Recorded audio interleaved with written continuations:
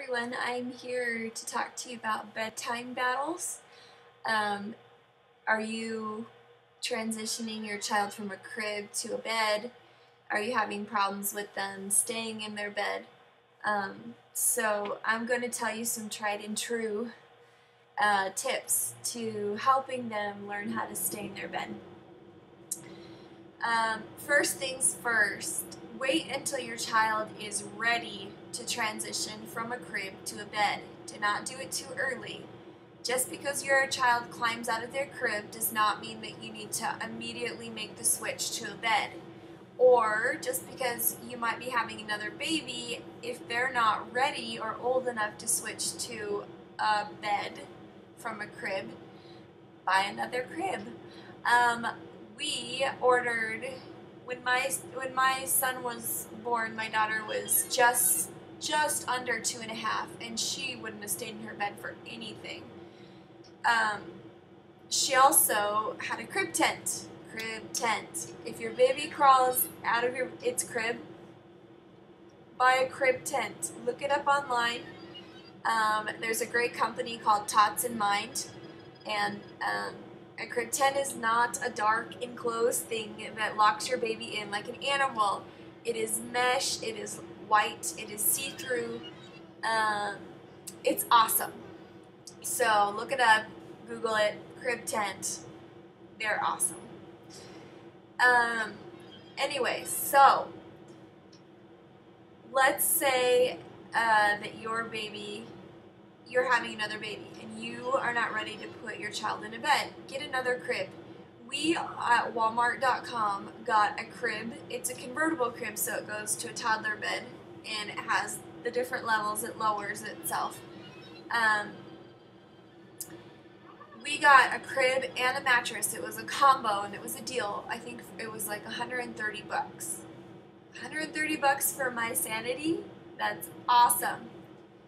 And the crib that we had for my daughter was a bit older anyways, and so I just gave it away to someone, or you can sell it or whatever. But if you already have one that converts to a toddler bed, you'd need another toddler bed anyways.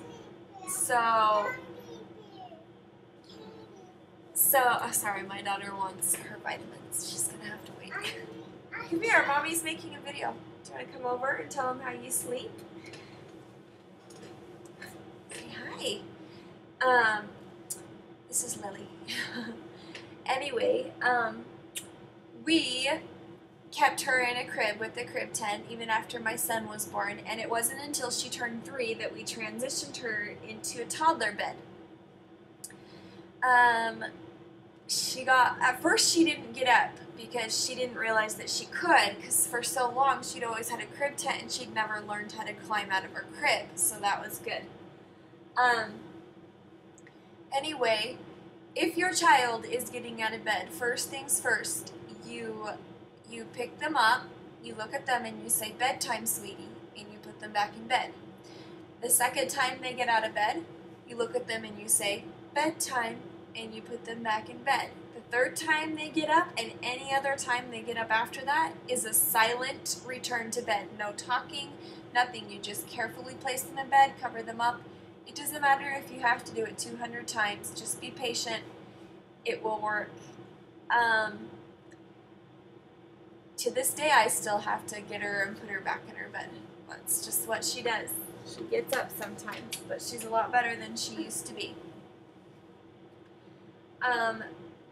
So like I said, you don't have to transition to a bed just because your child climbs out of bed. You can get a crib tent. They're amazing. And you can get them for about $60 US.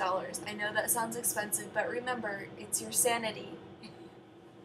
You're going to get sleep this way. You're not going to worry about your child having a dangerous fall from their crib. She likes the way her face looks in the video, don't ya?